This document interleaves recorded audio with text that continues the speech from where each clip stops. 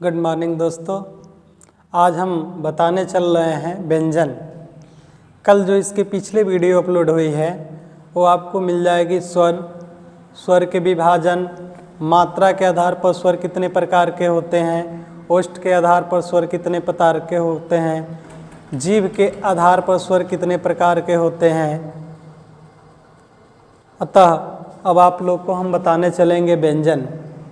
आइए, हो गया था स्वर और स्वर के उच्चारण स्थान। आज जो टॉपिक स्टार्ट करेंगे हिंदी वर्णमाला के स्वर का एक वीडियो इसके पीछे हो चुका है। अब जो टॉपिक होगी वह वर्णमाला से संबंधित होगी। आइए वर्णमाला के देखते हैं। हिंदी वर्णमाला में कुल कितने वर्ण होते हैं। सबसे पहले बात आती है व्यंजन किसे कहते हैं। जो स्वर के उच्चारण के जो स्वरों के सहायता से बोले जाते हैं उन्हें क्या कहेंगे, व्यंजन के नाम से जानते हैं। हिंदी वर्णमाला में व्यंजन को बोलने के लिए स्वर की मदद की ज़रूरत होती है। अतः हम कह सकते हैं कि जो स्वर के सहारे उच्चारित होते हैं उन्हें व्यंजन कहते हैं। व्यंजन कितने प्रकार के होते हैं, तो व्यंजन केवल और केवल 3 प्रकार के होते हैं। पहले का नाम है स्पर्श व्यंजन। स्पर्श व्यंजन कहने का मतलब ऐसा है कि जो व्यंजन हमारे कंठ, ताल, मूर्धा, दंत, ओष्ठ को स्पर्श करके बोलते हैं उन्हें हम कहते हैं स्पर्श व्यंजन। या क से लेकर म तक के जो वर्ण होते हैं इन्हें हम स्पर्श व्यंजन के नाम से जानते हैं। अब कितने होते हैं इसकी संख्या आइए चर्चा करते हैं। क वर्ग को हम कह सकते हैं क, ख, ग, घ, अंग। अर्थात क वर्ग में 5 वर्ण आते हैं। इसी प्रकार च वर्ग में 5 वर्ण आते हैं। च, छ, ज, झ, इय। फिर ट वर्ग में 5 व्यंजन आते हैं। ट, ठ, ड, ढ, अन। त वर्ग में 5 वर्ण आते हैं। त, थ, द, ध, न। इसी प्रकार प वर्ग में 5 वर्ण आते हैं। तो प, फ, ब, भ, म। अतः हम कह सकते हैं कि इस क से लेकर म तक के वर्णों को स्पर्श व्यंजन के नाम से जानते हैं। यदि 5 वर्ण इसमें है तो 5 दूसरे में, और 5 तीसरे में, और 5 चौथे में, और 5 पांचवें में। इस प्रकार स्पर्श व्यंजनों की संख्या कितनी होती है, 25। अब जो वर्ग के जो ये पहला लाइन है ये दूसरे अक्षर है, ये तीसरे अक्षर है और ये चौथे। इन 5 को एक और भी नाम से जानते हैं। इन्हें हम पंचमा अक्षर के नाम से जानते हैं। पंचमा अक्षर में 5 वर्ण आते हैं। अंग, य, ण, न और म। बात आती है इनका उच्चारण स्थान। जो क वर्ग है इनका उच्चारण स्थान होता है कंठ, यानी ये वर्ण कंठ के सहारे उच्चारित होते हैं। च वर्ग तालु के सहारे उच्चारित या बोले जाते हैं। ट वर्ग को मूर्धा के सहारे ये बोले जाते हैं। त वर्ग कंठ, ताल, मूर्धा ये दंत के सहारे, और इनका उच्चारण स्थान होता है ओष्ठ।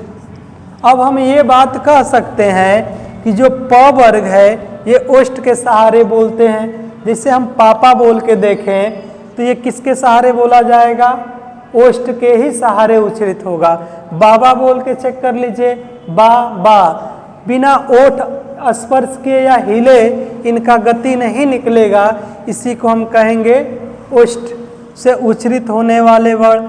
यानी जो मनुष्य का ये मुख होता है, मुख, और ये उनका गला है, ये मनुष्य का गला है।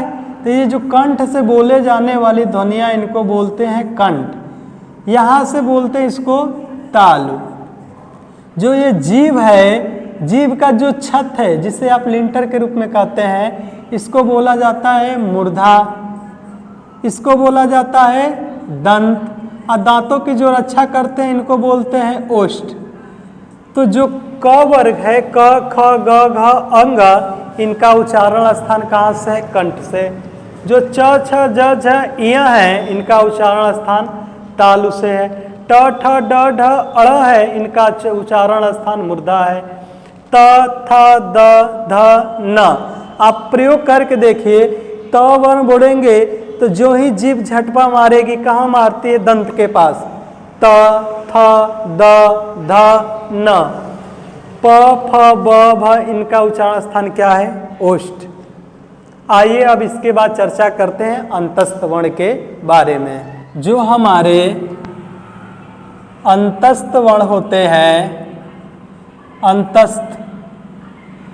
अंतस्थ वर्ण जो होते हैं, इनकी संख्या केवल और केवल 4 होती है। य, व, र और ल। आइए, ल को प्रकंपित वर्ण कहते हैं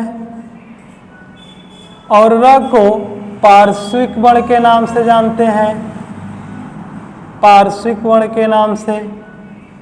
इस र को लुंठित, अर्थात इसको हम कह सकते हैं ल एक प्रकंपित वर्ण है और ल एक पार्श्विक वर्ण है। व और य को हम अर्ध स्वर के नाम से जानते हैं, इनकी संख्या 2 होती है, अर्ध स्वर। अंतस्थ वर्ण में 4 वर्ण आते हैं, य, व, र, ल। य और व को अर्ध स्वर, र को प्रकंपित या लुंठित वर्ण के नाम से जानते हैं, ल को पार्श्विक वर्ण के नाम से जानते हैं। अतः हम यह कह सकते हैं। फिर बात आती है अगला, अंतस्थ वर्ण के बाद आता है ऊष्म वर्ण या ऊष्म व्यंजन। ऊष्म व्यंजनों की संख्या केवल और केवल 4 होती है। इसमें आते हैं स, स और ह। इनका हमसे हिंदी वर्णमाला में उच्चारण स्थान पूछा जाता है, तो इस स का उच्चारण स्थान है तालु स, इसका है मूर्धा स, इस स का उच्चारण स्थान है दंत स, इस ह का उच्चारण स्थान है कंठ। अतः जो कहते हैं आप पेट फरुआ स, जो कि पेट फरुआ स नहीं है, इसको बोला जाता है मूर्धा स। छोटे वाले स को दंत स, बड़े वाले स को तालु स के नाम से जानते हैं। अतः देख लिया जाए तो व्यंजनों की कुल संख्या स्पर्श 3 प्रकार होते हैं, स्पर्श व्यंजन, अंतस्थ व्यंजन और ऊष्म व्यंजन। तो 25, 4, 29, 29, 4, 33 व्यंजन होते हैं, इसलिए व्यंजनों की संख्या 33 होती है। बात आती है अगले के बारे में। अगला जो टॉपिक आएगा इसके बाद वो भी व्यंजन ही होते हैं, लेकिन इस व्यंजन में नहीं रखा गया है, उन्हें हम कहते हैं संयुक्त व्यंजन। संयुक्त व्यंजनों की संख्या कितनी होती है?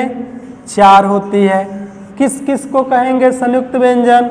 उसमें आते हैं छ, त्र, ज्ञ और स्र।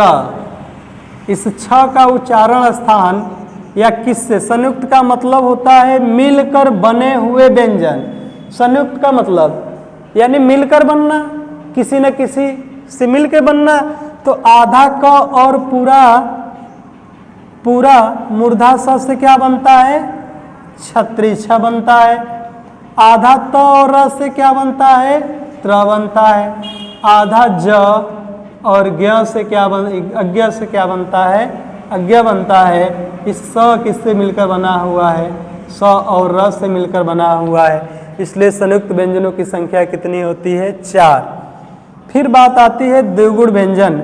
द्विगुण व्यंजन, द्विगुण व्यंजनों की संख्या जो होती है केवल और केवल 2 है, जिनका नाम है ड के नीचे नुक्ता और ढ के नीचे नुक्ता।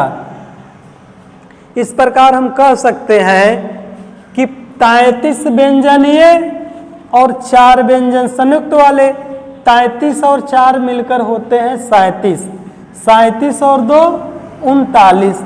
हमारे पास अभी तक ज्ञात किए गए या ढूंढे गए या मिले व्यंजनों की संख्या कितना हो रही है?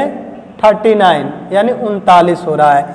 यदि 39 हमारे पास व्यंजन हो गए, व्यंजन, तो ऐसे भी तो हम कह सकते हैं, तो इनको ये भी बता सकते हैं कि स्पर्श व्यंजनों की संख्या कितनी होती है?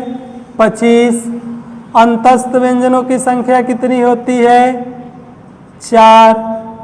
फिर ऊष्म व्यंजनों की संख्या कितनी होती है? 4। संयुक्त व्यंजनों की संख्या कितनी होती है? 4। द्विगुण व्यंजनों की संख्या कितनी होती है? 4। यदि इनका योगफल करें तो इनका योगफल आता है 39। फिर बात आती है प्लस स्वर। अगर स्वरों में चर्चा करें तो कुल स्वर कितने होते हैं? 13। मात्रा के आधार पर स्वर 11, मात्रा के आधार पर स्वर 10 होते हैं। स्वरों के प्रकार पूछता है तो उत्तर क्या बताते हैं? 11। यानी 39 या स्वर कितने हो गए? 13। 39 और 13 जोड़ेंगे तो क्या आ जाएगा? 52। अर्थात जो हिंदी वर्णमाला होती है, हिंदी वर्णमाला में पूछता है वर्णों की कुल संख्या कितनी होती है, तो 52। अंग्रेजी में कितना होती है? 26। 26 में 2 से गुना कर दीजिए, इसका संख्या ज्ञात हो जाएगी। यानी जो हिंदी है अज्ञानी से चालू होती है और कहाँ तक जाती है? ज्ञानी तक जाती है। इनकी संख्या और संख्या होती है 52। हिंदी वर्णमाला में कुल वर्णों की संख्या कितनी होती है? 52। अतः हम कह सकते हैं ये रहा आपके पूरे व्यंजन के प्रकार। और इसके बाद हम आगे बात करेंगे अगले वीडियो में शब्द क्या होते हैं, शब्द के प्रकार क्या होते हैं।